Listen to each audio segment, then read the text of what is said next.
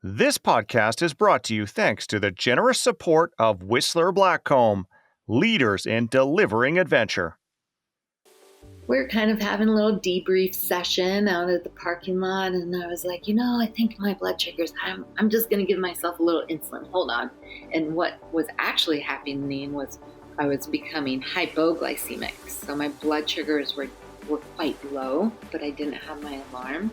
Unfortunately, I injected too much insulin, and that started to decrease my blood sugars very rapidly. Welcome to Delivering Adventure.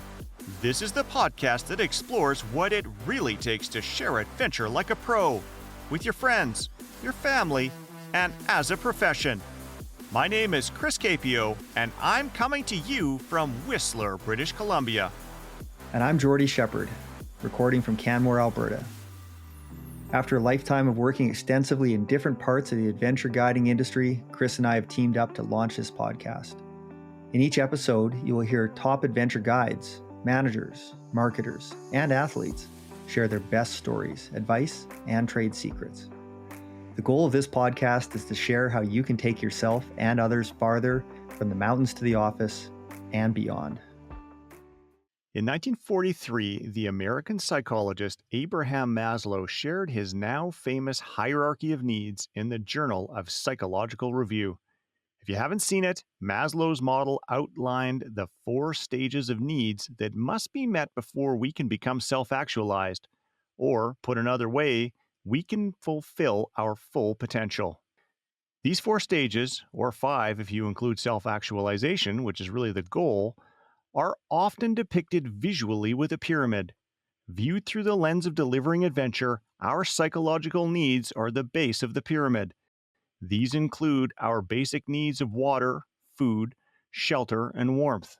Essentially, meeting these needs allows us to stay comfortable, physically healthy, and energized. The next stage or step up in the pyramid is our safety needs.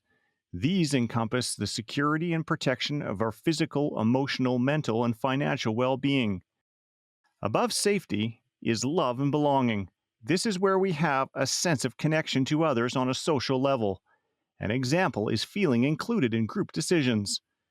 Next is esteem. Our esteem needs include having confidence, a sense of achievement, the respect of others, and receiving acknowledgement. Only once these 4 stages of needs have been met can we become self-actualized, or as we've said, we can reach our full potential. If you're leading others, you don't necessarily need to know the intricacies of Maslow's hierarchy of needs. However, it's important to realize that if people are cold or hungry, they are less likely to worry about their safety. If people feel unsafe, they are less likely to be concerned about fitting into a group. If people don't feel like they fit into a group or belong, they won't feel appreciated and are less likely to feel respected. This will undermine their confidence.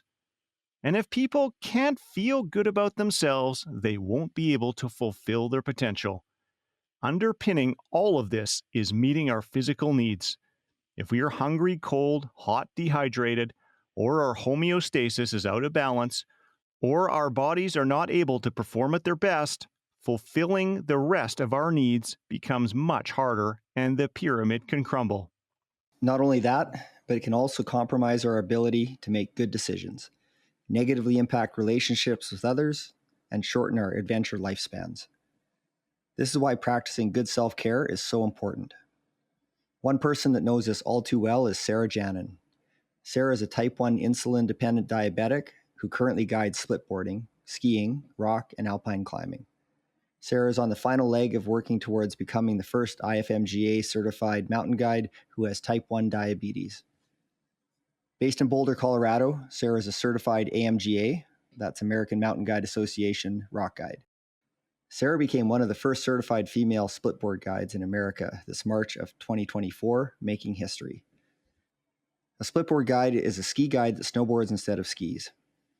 Sarah is currently working towards completing her mountain guiding designation and to hopefully become the AMGA's 19th certified female mountain guide later this year. Sarah currently works as a full-time guide and one of the head guides at the Colorado Mountain School. Sarah grew up in Ketchikan, Alaska. As someone who didn't start rock climbing until she was in her mid-30s, Sarah is well aware of the importance of self-care. Her dedication to self-care allowed her to pursue a guiding designation in her 40s when most people start down this path in their 20s. Being diabetic, failing to practice effective self-care while leading such an active life can literally lead to fatal consequences. In this discussion, Sarah gives us an extremely candid account of what it takes to manage our self-care as leaders and how to manage it for others. She also gives us a unique insight into the life of someone who delivers adventure as an insulin-dependent diabetic. Just before we bring in Sarah, we need your help. If you enjoy this podcast, please take a moment to share it with your social network. It really helps us to grow our audience, and your like-minded friends will thank you for it.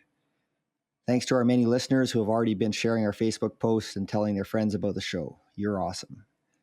Now, here's Sarah Janin. Sarah, welcome to the show. Hi, thank you for having me. Where are you right now? I am sitting at my home in Boulder, Colorado. Awesome. I thought I might have seen on social media that you became a homeowner there recently. I did become a homeowner, and it's kind of one of those funny things where people think, wow, you bought a home in Boulder?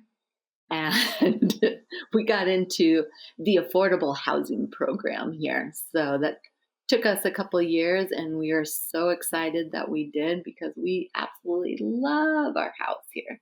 Oh, that's awesome. Yeah, I'm glad to hear about success stories in housing. I'm a realtor in Canmore, and it can be really tough for people. So good work. Yeah.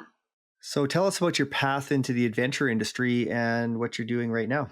Well, I'm on the American Mountain Guide track to become the 19th female AMGA guide, and hopefully soon to become an IFMGA guide within the next year or two after I take a ski movement exam. So that's my mission right now, and I'm focused on training for that final exam, which is the alpine exam, which entails work in alpine rock climbing, snow climbing, glaciated travel, technical transitions with 2-to-1 guiding, and really long days out in the field. So that is kind of my mission this next month before I head out to the Pacific Northwest. Fantastic. You're doing a bunch of short roping practice. Lots of short roping practice, exactly. Yep. Yeah, more of an art than a science for sure. It truly is. So our focus today is physical self-care. So we'd like to chat with you about what you feel self-care is and what does that actually mean to us when we're out and doing adventure activities. Yes, and I love this topic so much because I deal with it every day. I would say that physical self-care includes, your basic nutrition, hydration, and exercise practices. And kind of like you were saying, this doesn't include the mental or emotional, spiritual, or environmental pillars of self-care. But I would say that the physical self-care is the top priority with all of these others because it's truly a necessity, which contributes to how all the other pillars are affected. And it contributes to improved emotional balance, increased productivity. I would say it helps with better relationships. Like even today, I was starting to feel a little tired, and I could tell that I was starting to get a little more snappy to my clients, and I had to check in with myself, and I was like, I think I need a drink of water or a little snack or something like that, which then gets me into managing like serotonin and dopamine levels in our body, which helps with our moods, our happiness, our energy levels, and even digestion, sleep, healing of our bodies. These serotonin levels is something that I would say that I crave trying to increase. This is something that I feel that in this chaotic world that we live in, that should be a high priority to not let these levels dive too low. And how do we achieve them? Well, exercise and sunlight and good nutrition, or otherwise we have tendencies toward depression or anxiety or lack of sleep or many other disorders. So we need these happy hormones. And one of my favorite quotes is, and this is a little bit off the happy hormones, but somebody had told me motion is lotion. And I love this so much. And I kind of use this quote a lot. And it's referring to like movement of my body that prevents injury. And I would say that that's kind of my goal right now, especially as an aging woman. Motion is lotion. Yeah, we're definitely all aging. No stopping that. So do you have some common examples of situations where people tend to neglect their self-care?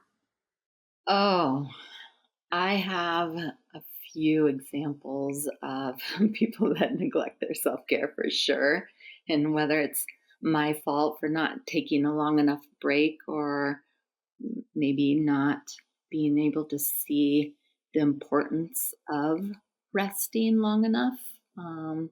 So some of those examples are mostly with myself of not drinking enough water. I call myself a camel, or I kind of joke sometimes to clients that I'm trying to quit because they always ask me, "Hey, have you had?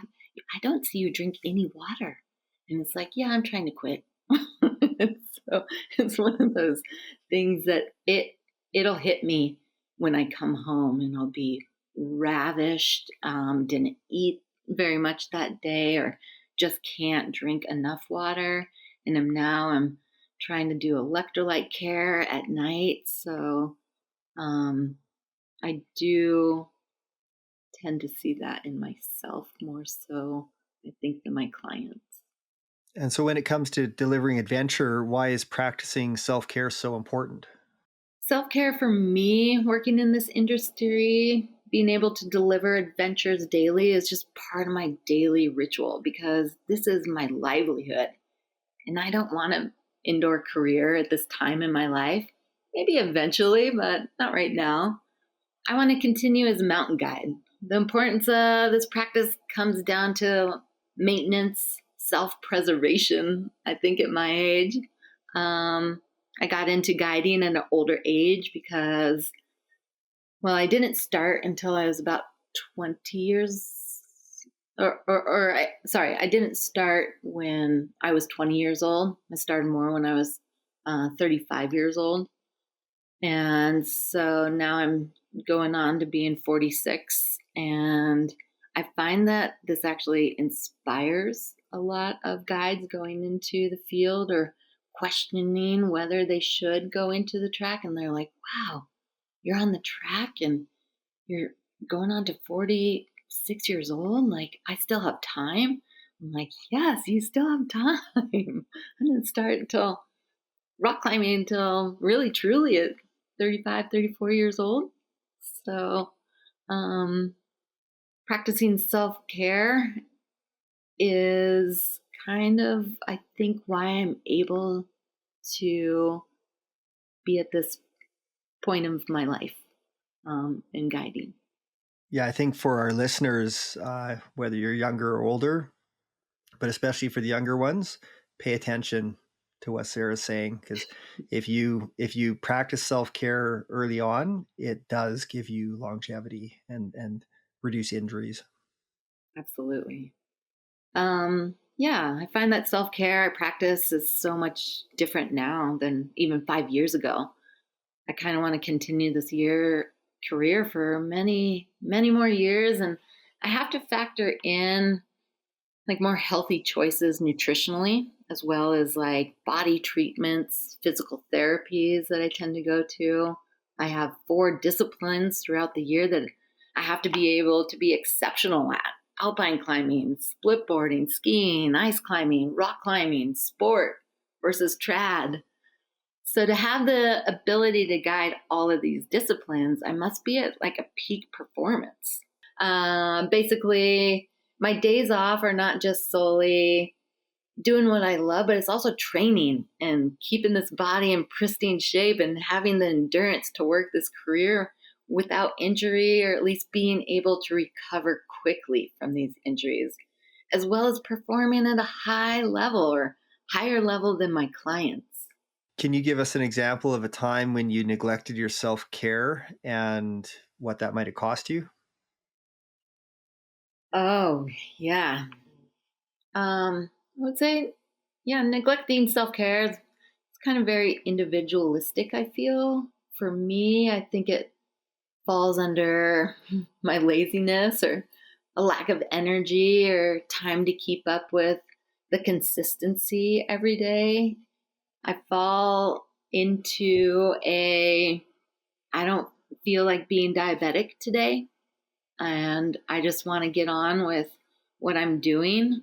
And I am maybe in a guide role, which, oh, here comes the thunder, and I just need to go, and we need to keep moving, and I don't want to shoot up insulin right now, and I'm just going to deal with my high blood sugar, although I'm really thirsty, and or I need to eat some food, and I just keep pressing the snooze alarm on my phone, and it's usually when I'm in a rush or maybe a bad preparation the night before of, oh, I didn't go shopping. What do I have?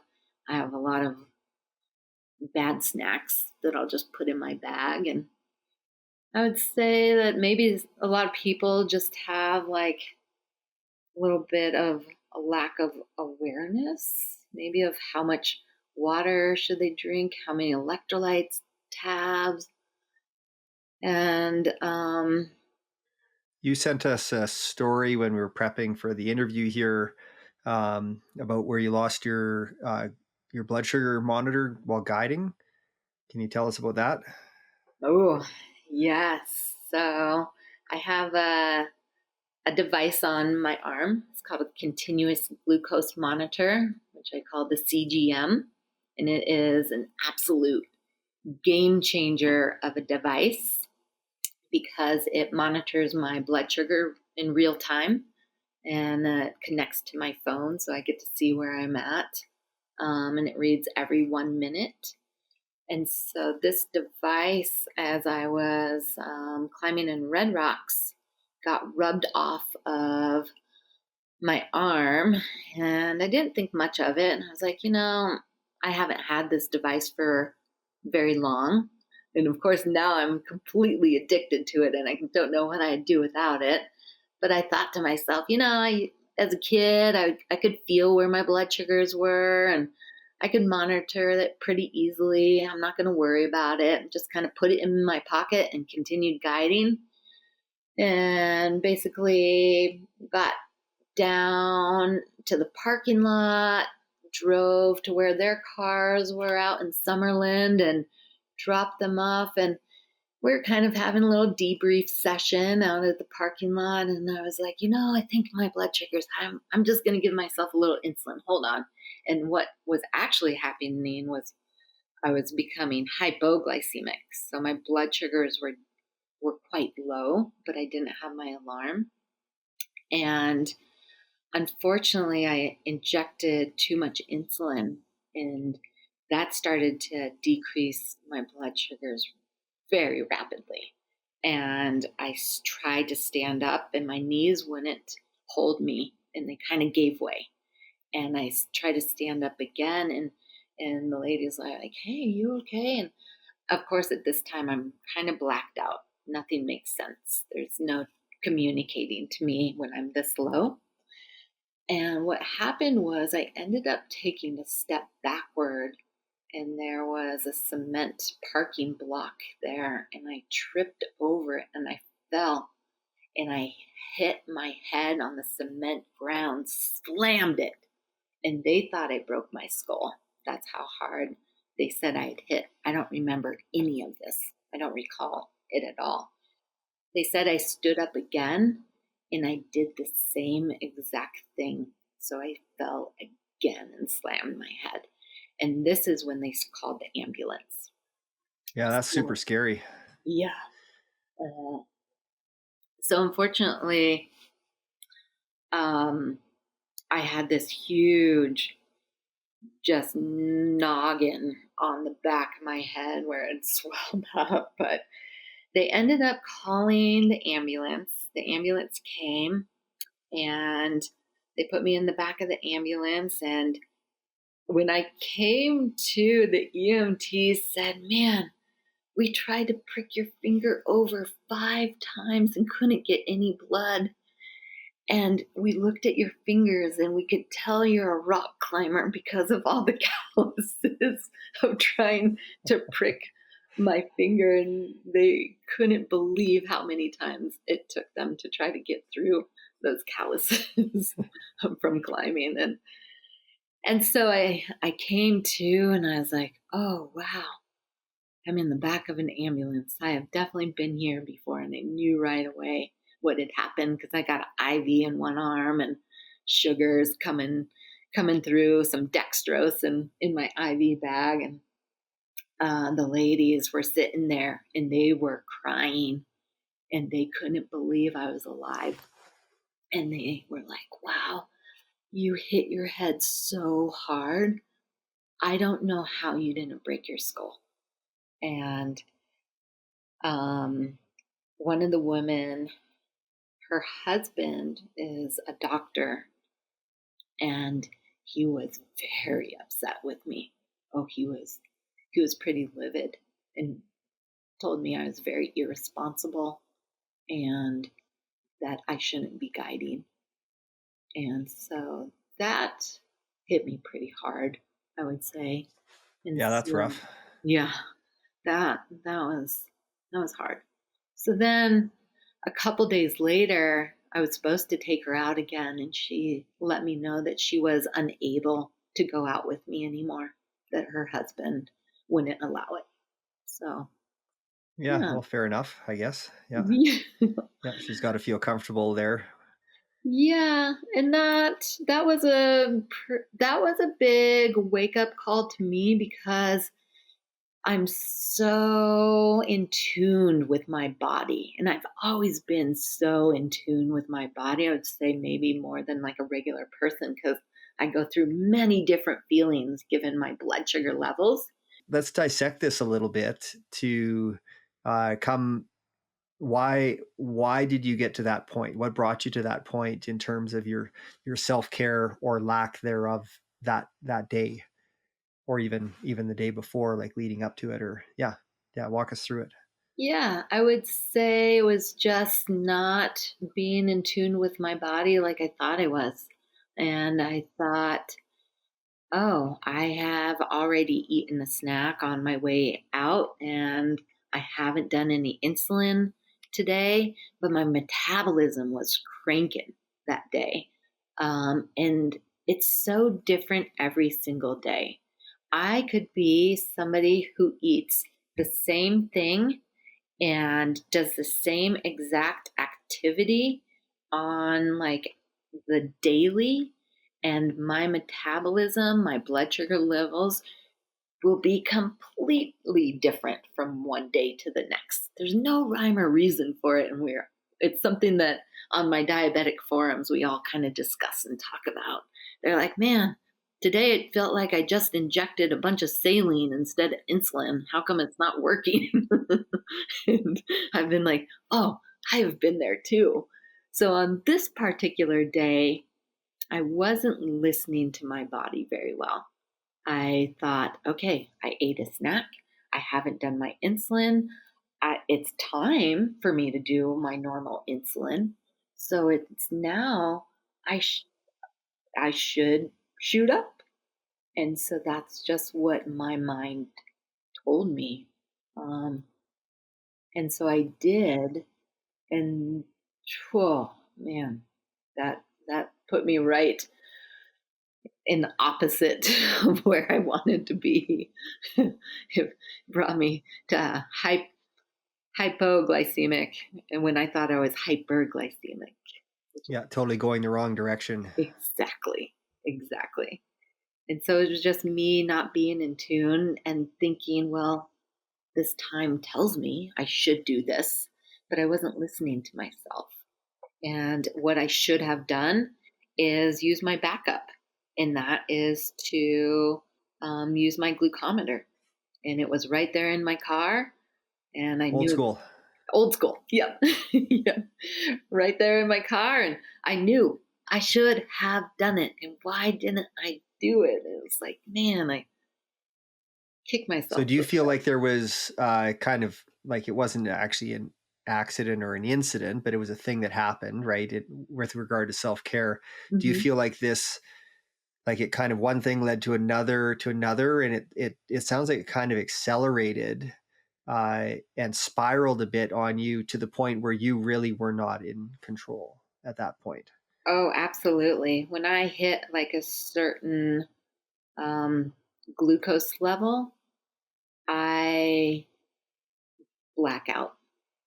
And there's nothing that I can tell myself or even think clearly about, like, oh, Sarah, your blood sugar's low. You should eat. There's no reasoning.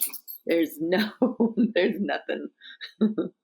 So that's where other people have to tell me. And it's kind of interesting too, because you have to watch out for the aggressive diabetic. I don't know if you've ever heard of that.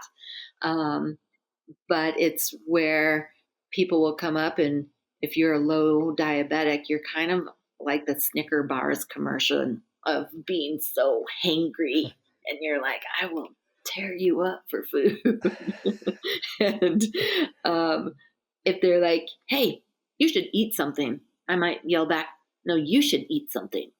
And then they'll be like, well, no, Sarah, you need to eat something. I'll be like, I feel fine. I don't need to eat anything. I am fine. And this is what diabetics all across the world will actually do. They say the same thing. I'm fine. You're low. I'm not low. So you get kind of defensive in a way, unfortunately. And that's just what your lack of sugar to your brain is telling you. Like, you are fine, and you're just adamant about being fine.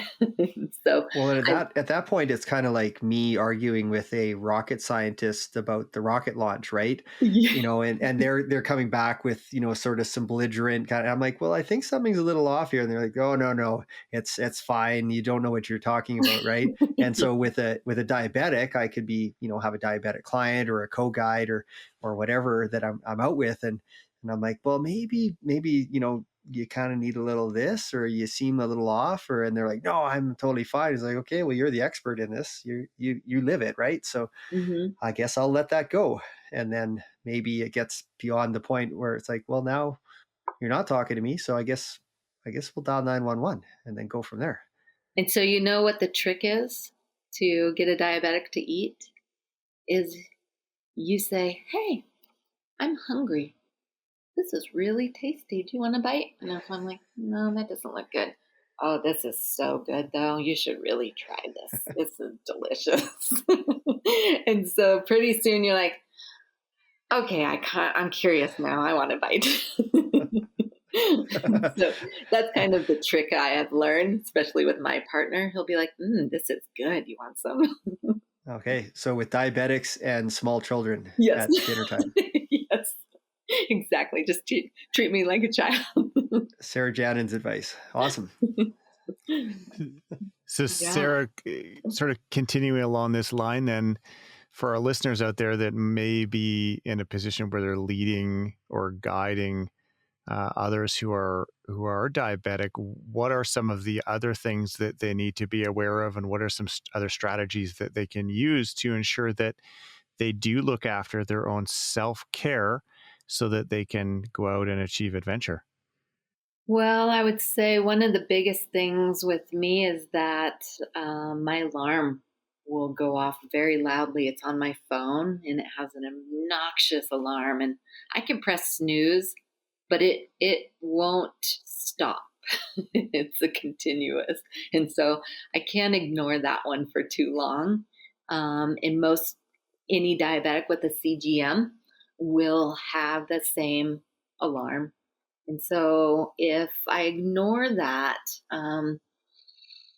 it's one of those things where I might question, or if you ask me a question, my answers will be a little bit off. And I find that pretty typical with most diabetics, that they just can't think correctly or very well. I actually had an incident the other day. I almost forgot about this. I ignored my alarm because I was about ready to go across the Tyrolean with my clients. And I got up to the top of this kind of sketchy tree, and I thought, I have to protect my clients. I have to protect them. This is a sketchy tree climb to get up to this Tyrolean. And I thought, and I stood up there, and they're like, Sarah, are you okay? And I said, yeah, I'm really thinking about how I'm going to protect you. And I know it seems really safe, and there's this wacky rope ladder, but I don't want you to fall in it. So I'm going to set up a system, okay? So bear with me. And I undid my rope coil, and then I put my rope coil back together. And then I undid it, and they're like, Sarah, are you sure you're okay? I was like, yeah, because I had told them I was diabetic. That's kind of my first thing I tell my clients. And I said, my blood sugar's low. I'm going to come back down the street, and I'm going to have something to eat. So I'm going to carefully bring myself back down, have some glucose, and we're going to sit here for a minute. And this girl goes, I have some gummy bears. And I was like, I love gummy bears. I'll have some of your gummy bears. And so we sat there for a minute and we chatted, and everything was good. And I was like, okay, I'm back to normal. Thank you for your patience. We're going to come back up, and I'm going to protect you. We'll get across this Tyrolean.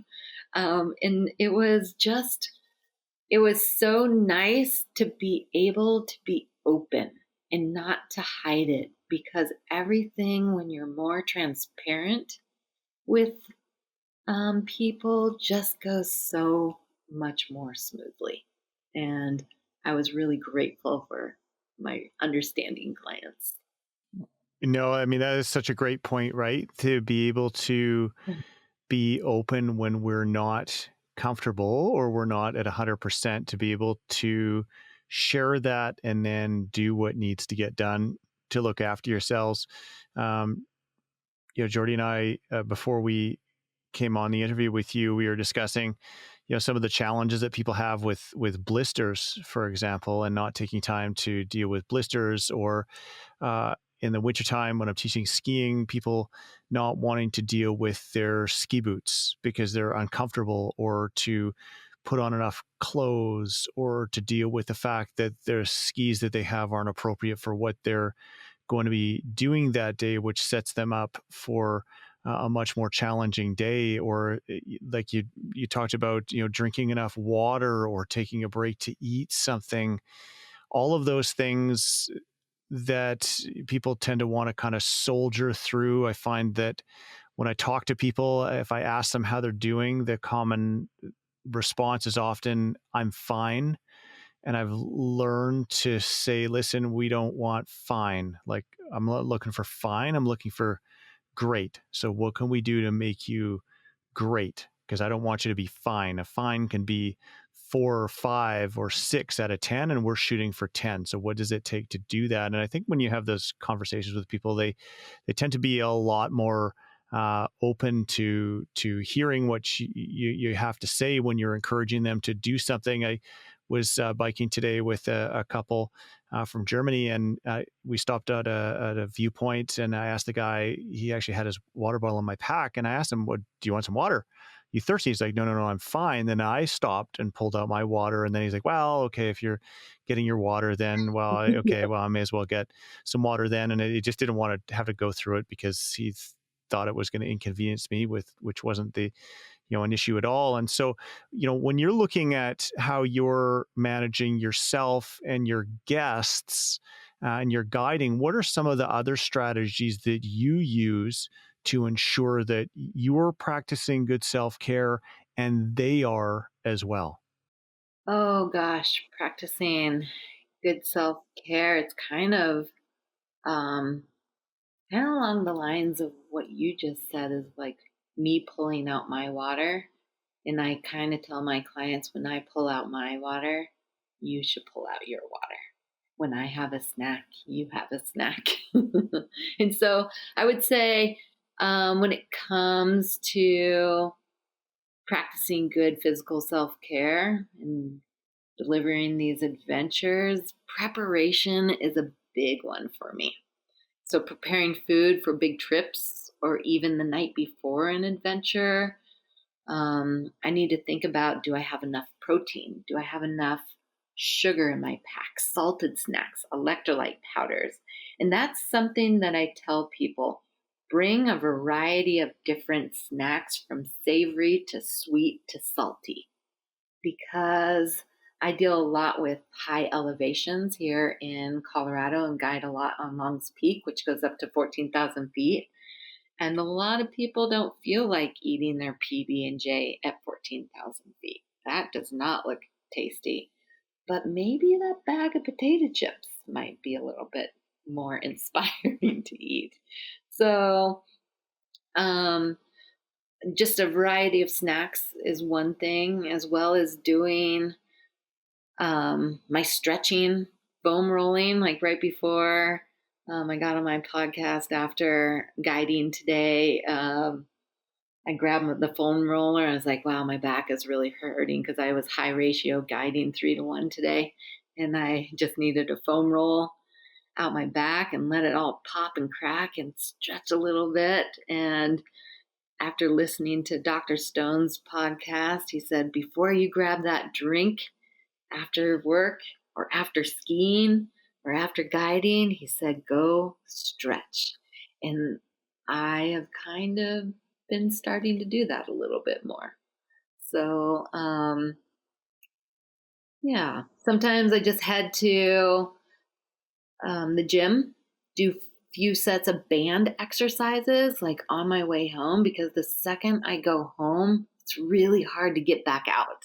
And so I'm finding that these little tricks that help me is go straight to the gym. Band exercise doesn't mean I'm going to go lift weights and do a big workout or go gym climbing. It's just like, man, just get the shoulders going, do a couple squats with those bands, break out the medicine ball, things like that. Use my air compressor sleeves after a big day. That is super helpful. I say a lot of my friends and some guides just don't understand the importance of rest days. I'm going on 4 days straight right now, and I'll be doing, nine days in a row. And so this is something that I need to be extra aware of with my body. It's like, I enjoy my glass of wine at night. I am not opposed to drinking. I do love my drink wine. I do like going out and having beers with my clients. It's not like don't drink, none of that. But right now, I'm kind of thinking, I've got 9 days straight in a row. It's something I'm going to try to lay off of because it causes inflammation. And inflammation is something I want to keep at bay. So those are things that I kind of think about for my good self-care, and something I've become a little bit better at, I would say, is trying to rest my body, unlike my younger days. So even active rest, doing a yoga class or going out and just riding my bike for a little bit. I wish I had a gym membership with a pool, actually, because I think that's really, really good cross training. It's quite costly, and I'd much rather have my climbing gym membership than a pool membership. So that's kind of something I have to weigh out. But those are things that I kind of put into my regimen. Yeah. Yeah, and when you're working in the industry like you are, right? You're guiding, you're actively out there. It's hard on your body, Mm-hmm. but it's also hard to say no to work Oh, yes, it too. is. And in the height, a lot of what we do is seasonal, and it's like go, go, go, right? And you're making hay while the sun's shining.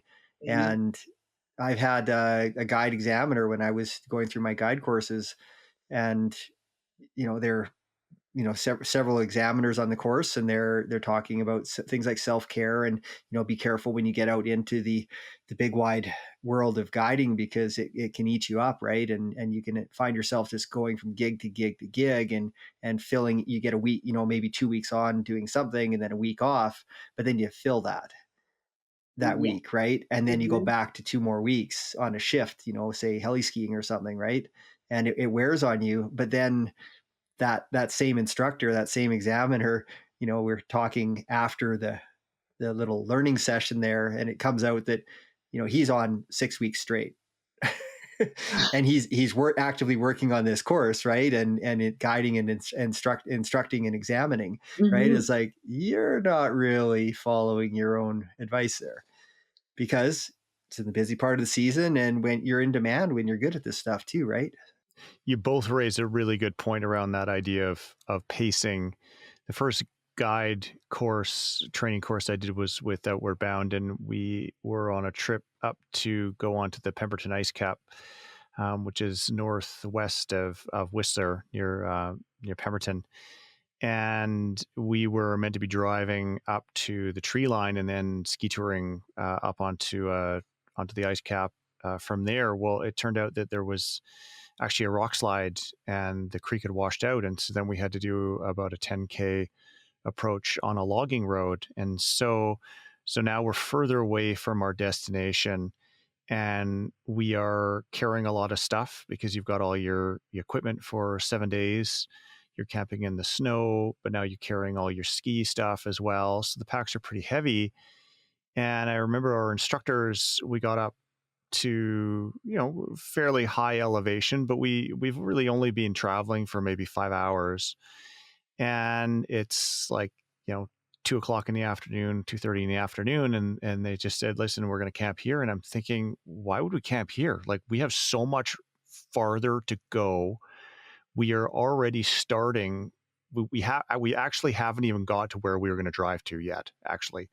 um, and we have a long way to go. Like, why would we do that? Why don't we just keep going? This is really early in the day. And their point was, listen, this is a long trip. This is a 5 or 6 week trip course we're going to do. We need to pace you. And I think a lot of people on trips, when we're guiding them, fall into that same trap of thinking, right, we've only got 4 days or 5 days or a week to be able to, or maybe 3 days to do what we're doing, and we got to go hard, and we got to go hard from day one, and let's go.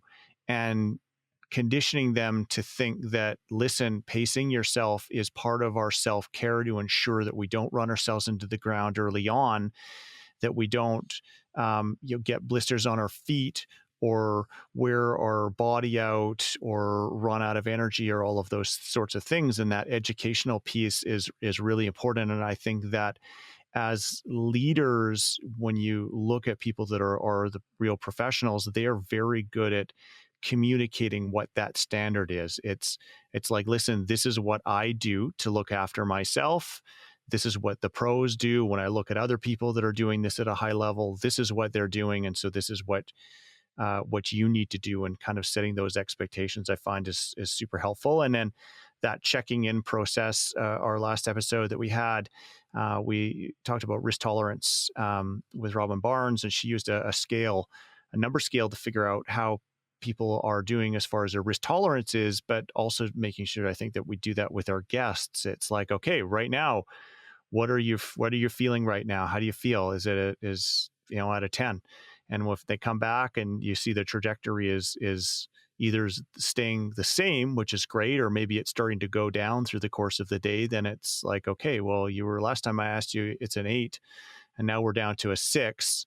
What does that mean, and what's going on, and what do we need to do to get you back to an 8, or is that even possible through the day? What kinds of other strategies specifically do you use with your guests when you're out there to make sure that they keep on top of their performance? That's a wonderful question. And that, as you were telling me about that scale, I was thinking about what I used today, because we got off of our 4 pitches of climbing. And on pitch 3, my client goes, Sarah, how many more pitches do we have? And when you get that question, that they're cooked. And it was like, wow, you're cooked after 3 pitches. I was like, how about we make this one long pitch and we won't break it up. We'll just make it one long to the top and we'll be done. and and so we come back down to the bottom and it's only noon and I've got the full day with them. It's a 5-day development series. And I was like, okay, so I know y'all want to learn some anchor building and how to top belay, but we got these 2 pitches right here. Do you guys want to go? And he goes, Sarah, I'm kind of mentally cooked. And I looked around at the rest of the group and I was like, all right, you guys, if a thumbs up is like, you are so good right now that you got all the energy in the world, give me a thumbs up. If you're kind of teetering and the thumb starts to go down like sideways energy and maybe you need some food, some water, a break, maybe we work on skills, give me that range of thumb horizontal. And if you're like cooked and all the way to the ground, you can't move, you can't walk, give me a thumbs down. And so I was starting to get, one girl was like, I'm ready to go. One guy was like, I'm kind of sort of low energy. And my one dude was like, I'm not moving. So it's like, hey, it's skills time. Let's like work on some skills and let's have a drink of water. Let's sit here and eat some more food. And then we'll reassess where we are. And so that's one, the thumb scale is the one I really like to use. And so that was a good one for me to kind of learn how to read my folks because they're on day 4 of a 5-day, and this is my first day with them because they've been with another guide for the first 3 days, and so they were brand new to me, and I wasn't quite sure how much climbing they have been through, but after today, I was like, "Oh, your graduation day tomorrow. We better take it easy." And so we're gonna take it easy up a flat iron and chill and more photos. That's what tomorrow. It won't be like, let's go climb Rupert and Eldorado or the Bastille. It's gonna be very mellow. So that's kind of what I tend to use right now. Mm-hmm. It is good to do an energy check with people, and especially like you're talking about, you're coming in fresh to them. Yeah. And maybe you've been doing other stuff, but now you're into this program, and so maybe you're a little bit tired yourself, right? And so you're doing that self-assessment, and you can be part of that too, right? And be honest with them and say, I just did these other 3 days, not with you, but doing this other stuff. You did these 3 days here, Mm-hmm. and maybe we're all a little cooked at this point. Or you're saying, I'm coming in, I just had a couple of days off. I went and laid on the beach or whatever, and I feel totally relaxed and refreshed. And it looks like you've been doing quite a bit of stuff. I see on the itinerary that you've been busy. And so, maybe, how are you doing? Do that check-in exactly like you're saying, thumbs Mm-hmm. up, sideways, or down. And if you see 2 thumbs down, it's like a real big deal. Yeah. And then, and then adjust accordingly where they're still getting value out of it, right? You're still delivering adventure to them, but you're just altering it, and they end up getting, you could feel like you're giving them less by doing some basic skills or something like that, or regressing a little bit in their progression. But in the end, I think you usually feel, they feel like they're getting better value because they can actually keep up with it. Oh yeah, they were so appreciative because when I debriefed, I was like, "What was your aha moment today?" And they were like, "We learned how to top belay." It was like, that was it? Not your big 4-pitch multi-pitch? And they were like, "Well, that was fun too. But that was my aha moment." Yeah. So. Yeah, or the climb. There's climbing part when you're doing climbing programs, but then there's the rappelling, right? And that's that's what they really liked, or that's what they're going to really remember. Absolutely. Mm-hmm. Yeah. But I think that raises an excellent point, and this it sort of packages up the importance, highlights the importance of self-care and why it is vital to achieving adventure. And that is that if we are not able to perform at our best, our ability to form good memories and accurate memories of what we've done starts to get compromised. And so if we're just suffering, that is going to be the memory of what we had of that experience. And so that 4 pitch climb, if that person is just super low on energy, dehydrated, not feeling great, all of a sudden, even though they did it, or maybe they even did it well, they don't remember that. That's not what they're going to take away. And that ends up being, I think, one of the challenges for leaders, is to make sure that we have got that solid foundation when we look at Maslow's hierarchy of needs, to make sure that those basic needs are met, even if people don't think that they're important or don't want to make the time to make that all happen. Listen, Sarah, you've given us a lot of great stuff here today, and we're just going to wrap this up here. Thank you so much for joining us to talk about how we can master self-care. That was awesome. Oh, thank you so much. That was a pleasure. If you would like to join Sarah on a guided trip, you can find her at the Colorado Mountain School. We've posted a link in the show notes. Okay, Jordy, what did you take away from this discussion? Well, Chris, I've got a couple quick points here. That was a super honest and forthcoming discussion, and we thank Sarah for being so humble when it came to sharing some of her challenges and mistakes. Humility has definitely been a key trait of many of our guests that many of our listeners have commented on. Looking at self-care, first of all, it takes discipline. This includes being diligent about preparing ourselves beforehand and following up with recovery, such as stretching, strengthening, and rehabilitative care, such as physiotherapy afterwards. This can help to keep us at our peak performance, increase our longevity, and prevent mistakes that lead to misadventure. Another point that Sarah had was the importance of pacing. Sarah touched on the value of taking breaks to recharge, taking rest days, and varying her activity. Sarah also spoke about being vigilant. This includes staying situationally aware of ourselves and the people we might be leading. This may require us to check in with people and ourselves regularly, as Jerome David touched on in his recent episode on situational awareness. And finally, we need to educate ourselves and others. We need to know what to look for to keep everyone operating at their peak, and this can add value to the overall experience. Who doesn't like to learn how to perform better? Great points.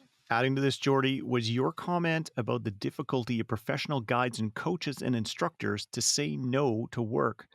This also extends to participants who may feel like they only have a short window to achieve as many of their goals or experience as much as possible. As Sarah noted, scaling back to pace energy is not a loss, it's a win. It can allow us to perform better, enjoy what we were doing, and ultimately to go farther. As the saying goes, slow is smooth and smooth is fast. That brings us to the end of another episode. Sarah will be joining us again later this season to explore how we can overcome some of the obstacles that can prevent us from practicing effective self-care. To make sure that you don't miss out on this episode and others, please click the follow button in your podcast player. The more people we can get to listen to our show, the more we can grow our audience, the more sustainable we can make this podcast. This allows us to keep bringing you great content. As always, thanks for listening. Listening. Listening. Listening. Listening.